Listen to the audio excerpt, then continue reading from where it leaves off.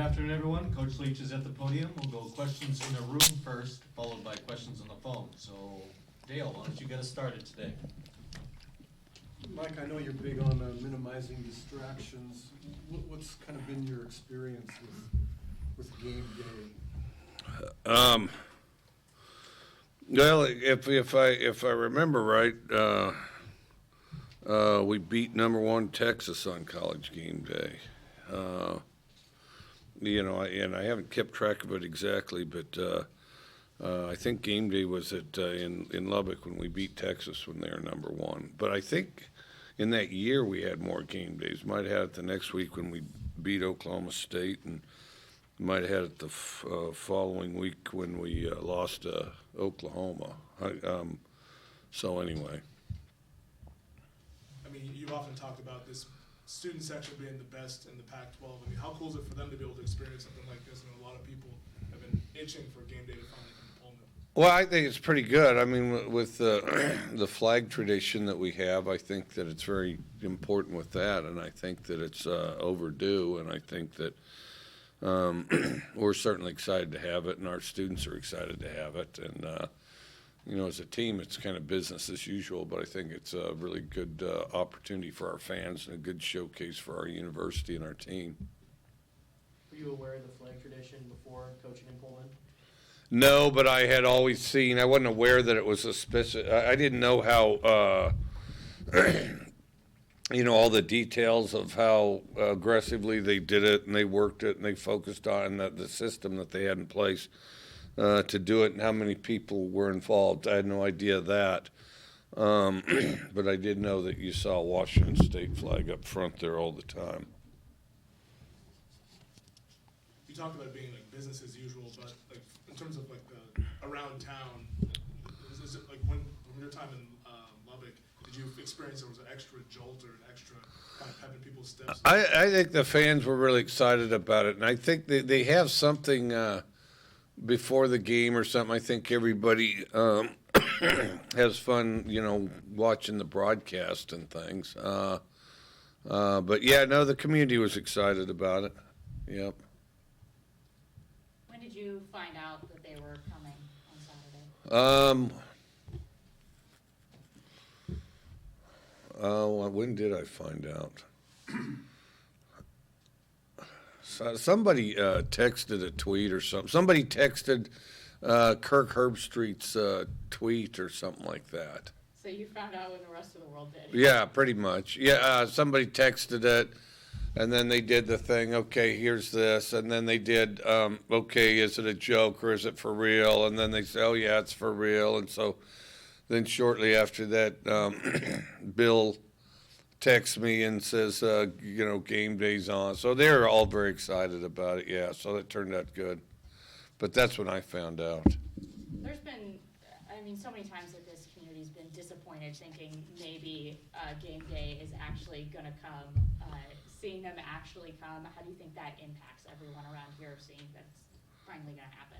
Oh, I think they'll be very excited for it. I think they'll enjoy it. I think they'll have a good time. I also think game day will see what a beautiful spot this university's in and be a little quicker to come back. I don't think it'll take them as many years to come back the second time as it did this first one.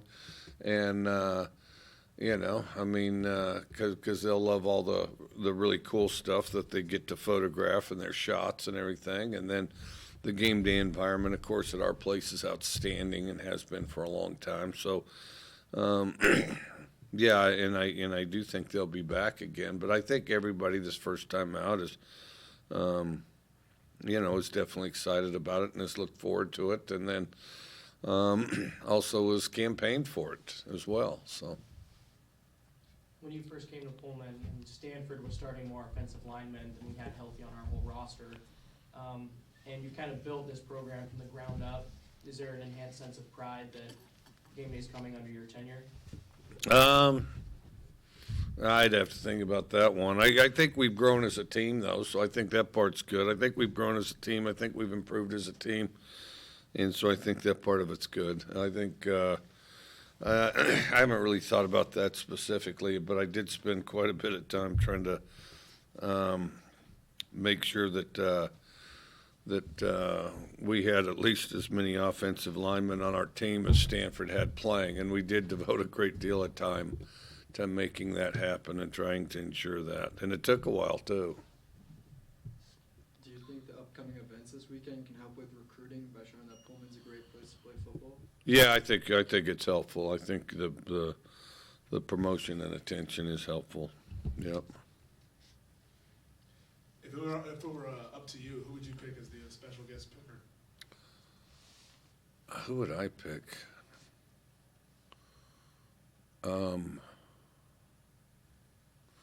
Now, how do they do it again? I don't watch it very often. So they have a special guest picker. Yeah, I think it's usually someone that has a tie to the school or to the area type of things. Would be usually.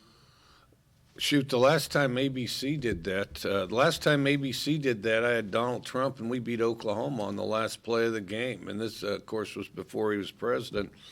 ABC used to have those deals where they'd have a celebrity person pick, and sometimes they were former athletes from the school. Sometimes they'd be movie stars and things. But we got ready to play Oklahoma, and Mr. Trump did the intro for Texas Tech, picked Texas Tech, and it was the first time that we'd beaten Oklahoma in a long, long time. And we beat Oklahoma the very last play of the game where Torian Henderson stretched over the goal line on the very last play. So it was a really exciting game, too.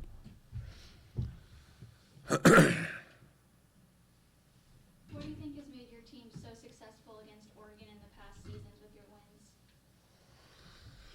wins? That's a good question. We've always been ready to play them. We've always been excited to go out there and play, and that's the biggest part of it. Be excited to be there and do your job. They've been really hard-fought games. All of them have. So, I think this one will be the same. I mean, they're very fast guys, and then they always seem like they're very fast-moving games. They move fast, and of course we're throwing it downfield. So the pace, it's always got a quick pace to it, and then so I think this one will be the same that way. I don't know, but it's come down to some of it's whoever's most willing to slug it out at the end. So. What's changed over the years with Oregon, considering they've had several head coaches in the last couple of years? Well, they're actually kind of similar. They don't do the hurry up stuff as much, and part of that is I think everybody else started doing it, and then people caught up to it, and the newness of it wore off. But they will do some tempo. They don't run the quarterback quite as much. He throws more than some of their others have. But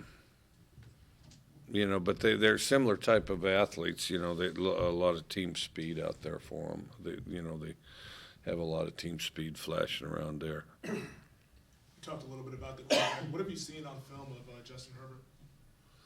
I think he's pretty. He does a good job leading the unit. I think that he can run a little bit. He's more effective throwing it, though. As far as him personally goes. Although they are kind of a running team, I think. They're one that has that sense of balance that appeals to a lot of people. They're 50-50-ish. Is this one of their better defenses this year? That's a great question. Because I kind of wonder. I've wondered that.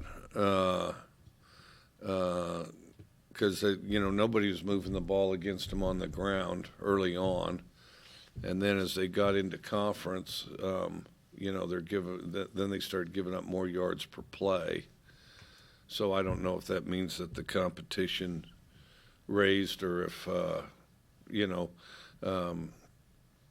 and then also as the time goes on in the course of the year, teams develop and improve. I mean, I'd like to think we're quite a bit different team than when we played our first game, but they seem awfully tough against the run. But the last three teams, did get pretty good yards per play numbers. How do you slow down a team coming in with momentum like Oregon after a big win over Washington? Shoot, I suppose the same way they do a team like us. I mean, we got our share of momentum too, so, but in our case, we're going to kind of worry about what we do and us being in position and being the best team we can be rather than what they do. I mean, we obviously have to be in the right place and react to it, but yeah, we just got to worry about being the best team we can be. What are your thoughts on Bob Robertson's retirement? He's an outstanding guy, and I consider him a friend too. I've always enjoyed his company and his his insight and his thoughts and everything. Yeah, he's just a good guy, and it's funny because you can go back, way back. I mean, everybody's identifies Bob Robertson's voice with the Cougs. So, yeah, no, he's an outstanding guy. I like him. Let's go, questions on the phone line for Coach.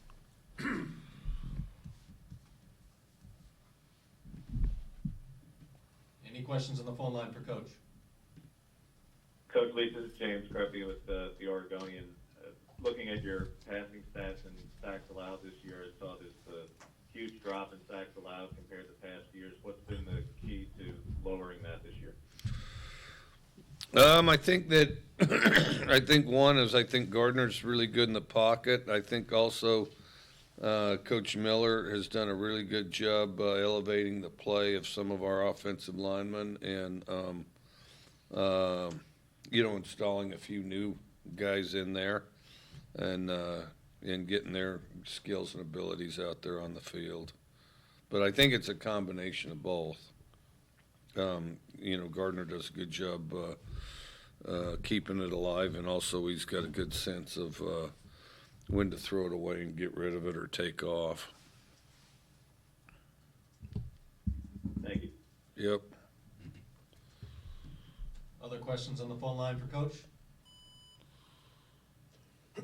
Yeah, I'll ask one. Okay. Eric Scopel, 247 Sport.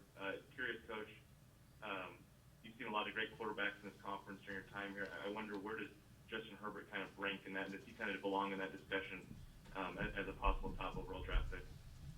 As a possible what? Top overall draft pick. Top draft pick. I don't know. That's difficult to answer from a lot of in a lot of ways. I mean, I think he's a good quarterback. Where he belongs as far as the top in this conference. There's been a lot of really good ones in this conference, so that's a fairly crowded field. As far as draft picks, there's a lot of irrational behavior that exists in the NFL with regard to drafting quarterbacks. Nearly every team has drafted a quarterback in the first round, but almost none of them have a starter that's a first-round pick. So you can do the math there on how successful they've been with regard to that sort of things. And then they're idiosyncratic as far as what they run and what they're looking for. And a lot of times guys are drafted by people that aren't coaches. But I think he's a good quarterback. I don't think there's any question about that.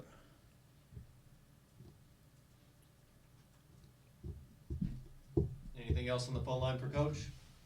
Yeah, Coach, Scott Hansen at the Seattle Times. Is there anything you do differently preparing coming out of the bye week? Not a lot. You try to stay sharp on your fundamentals during the bye week.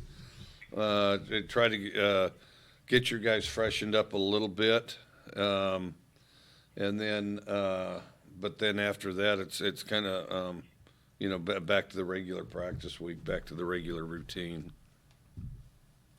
Thanks. Yeah. Any other questions on the phone line for Coach? Okay, back in the room. Mike, you haven't always been pleased with how your team has approached bye weeks. How did this team do? I thought good, I thought good. I mean, the biggest thing that doesn't count as much the bye week. It counts, what we do this week, really. How our practices go this week and how our preparation goes this week. winning a game's not really a one-day thing. It's kind of a one-week thing. And then, so we've got to prepare all week and have good preparation this whole week. I know this summer you talked about Gardner's smarts and how he picks things up fairly quickly. Has he even surprised you just a little bit, just with how much success he's had here? Nation's top leading passer. The biggest thing that surprised me is how quickly he acclimated, because he got here in late May and then was able to integrate with the team very quickly as far as being an accepted team leader, but then also becoming familiar with our specific plays and our specific players as quickly as he did. I think that was the most impressive thing, and I think it was more impressive than anything he did physically, really, was just to be able to be as sharp as he was at everything kind of being synchronized. Because, see, our receivers are moving targets, too, because they're predominantly sophomores. So those guys are getting better as we speak, and their play's elevating. And they can do things that they couldn't the week before, and so then we need to try to capitalize that or speed that process along. And so I think his ability to adjust that quickly was really impressive. And that part was ahead of what I expected. The level of trust between quarterback and receivers, do you see that as an improvement this year? Yeah, it's always, that's always a work in progress. That's always a work in progress. But if somebody doesn't trust the receivers, they're just a baby. I mean, because they're what you have. You might have the best receivers in America, or you might have the worst ones. But you're the quarterback, so you better stick them with the ball so that you have a chance to make some plays. Anything else for Coach? I know you guys have, the guy on the phone was talking about Gardner being able to. Yeah, that's Bobby's little invisible friend. He lives right inside of there, and he's not but a couple inches tall, and this keeps him protected and things like that. And Bobby's going to take him home when we leave. But he's talking about Gardner being able to avoid sacks and stuff. But just in general, do you think sacks should count against rushing yards? No, they should not. I like the way the NFL does it better. I've always thought that sacks are a quarterback offensive line stat. It's not a running back stat. And I've thought rushing yards is a runner, once they engage on it, stat. Quarterbacks ought to count in rushing yards. But sacks, where you're trying to identify the stats are so you can reveal and evaluate how a game went, what happened, okay? Well, a bunch of errors, there's a guy right there. A bunch of errors, there as far as getting sacked and things like that. That doesn't help you evaluate how you're rushing the football. It doesn't help you see that picture at all. And then, you got a bunch of rushing yards and then some sacks wrapped up into it. It doesn't let you evaluate maybe the severity of your situation as far as getting sacked. Now, I've thought that, rushing's a ball carrier stat, sack's a quarterback offensive line stat. So that's how I'd do it. Do you know why they do it the way they currently do? Because they're crazy. And they have been for a long time. And then,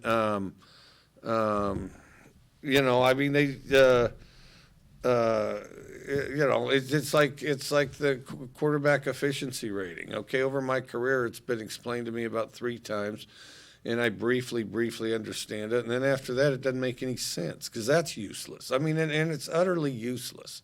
Virtually and completely and utterly useless. And I don't know one coach that pays any attention whatsoever to it. So, they can amuse themselves for hours. And I'm sure it's a little bit like crossword puzzles and Sudoku, because it's got so many variations that they toss in there. There's this, there's that. And they stir it all up, and they come out with a number and think that it's brilliantly done. I do not know one coach who looks at that thing and says, well, okay, this guy throws for more yards a game than this guy that's on, some guy over that's on an option team, say, who has a really, really high number, then you're going, that means, that doesn't allow me to evaluate anything if we're getting ready to play somebody. What does this mean? Not very much. Okay, the pass efficiency defense, is this helpful to me? No, not at all. So like I say, they're crazy. Is there a number that you use to evaluate? I do. Completion percentage to me is big. Touchdown to interception ratio is big. And then, just overall yards. Because that illustrates, how much somebody's going to lean on the guy. What portion of the offense does this guy represent? And, that to me,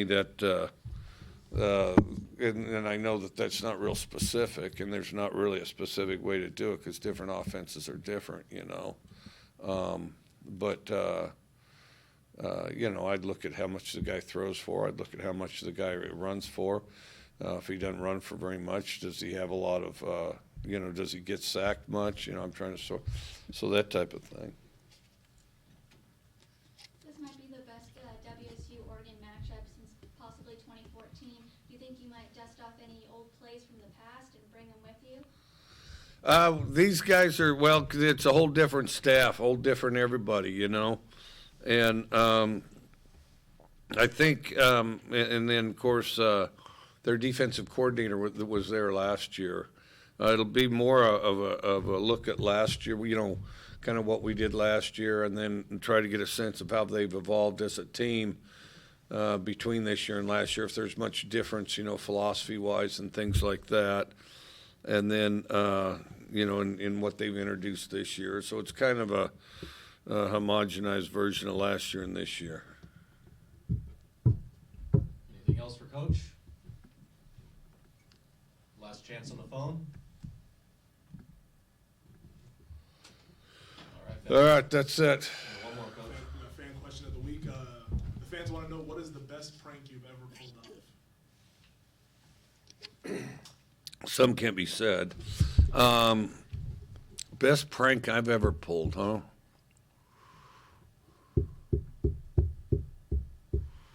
Dang, I'd go, well, that's a long list. A long and somewhat edited list. I need to get a good one.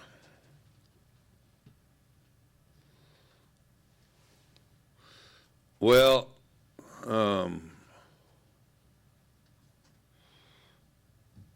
one was me and a couple of guys would send secret admirer notes to a guy pretending that we were a young lady to, kind of move him around. This was back in high school, move him around the school and in gymnasium. We'll meet you here at in the third quarter when the clock says this number at this spot type of thing, and then, watch the dude show up. Did that. One of the best I ever heard. And this guy was my friend's dad, but just a fantastic guy. And he was an accountant at Husky, but just a great guy, just literally something off of Leave It to Beaver type of thing, where my dad was a guy you wouldn't just go talk to everything about necessarily. This guy was more like kind of the sensitive guy, or not really sensitive, but could level with you a little bit. But anyway, I did this paper in college and it was a folklore class. I had this folklore class, and I did this paper on, and it's kind of so for the folklore class, the assignment is you wanted to write up things that were passed down from generation to generation, that were passed down from person to person. And so I selected prank phone calls. And I did this whole paper on prank phone calls, and I got into it to the point where I think you're required to do like 6 or 10, and I got so into it I did like 100 of them because it was just kind of cool collecting them. But one of the best ones, 2 good ones, one I haven't done, the other I did do. Okay, so one of them, this guy's office was right by the elevator, and these elevators would have phones on it. And so people, they'd get in the elevator, and as soon as they got the elevator, he'd dial the phone. Somehow he got the phone number to that phone. So dials the phone. He goes, hello. He says, all right, now stop the elevator. Stop the elevator right now. He goes, everything's okay. This is strictly routine. We've got, some maintenance deal, and so just stop the elevator. You're going to be fine. Just stay right there. Okay, now talk amongst yourselves briefly, and I'll be right back with you shortly. Then he'd hang up. He'd wait a couple minutes. Then he'd call him again. Hey, how's everybody doing? Just check on him, talk to him in the elevator, and then maybe hang up another time. Then call him again. Okay, now, we're putting together food for outside because you'll probably be hungry after being in that elevator for 5 minutes or whatever, And then he'd say, okay, the coast is clear. He says, you can unstop the elevator and you can proceed to your floor. Okay, thank you for your patience. And then they push the thing that doesn't stop the elevator, and they'd go to their floor. And he'd just chat with them as they were between floors. The other thing, and see, with cell phones, you can't do this stuff anymore. And I thought that my prank phone call folklore paper would remain relevant for a lot longer than it turns out it has.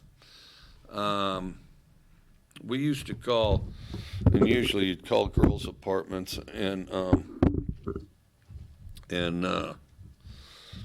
call up their phone and say, hello, this is the phone company. And this is the phone company, and we are going to have a man on the line, and for the next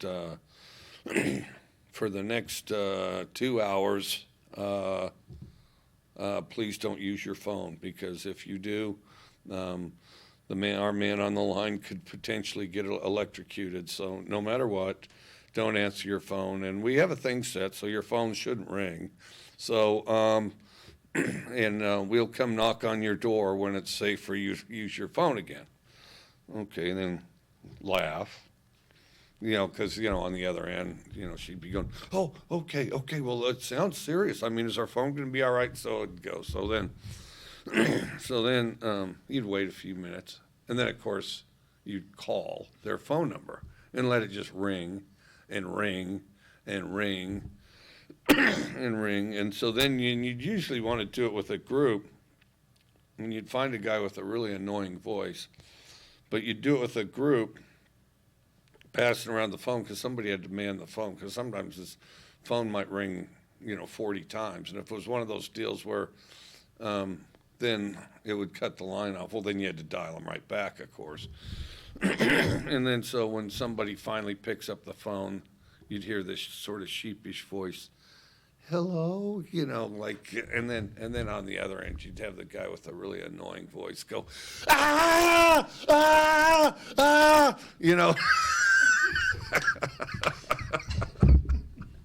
So anyways, college was fun.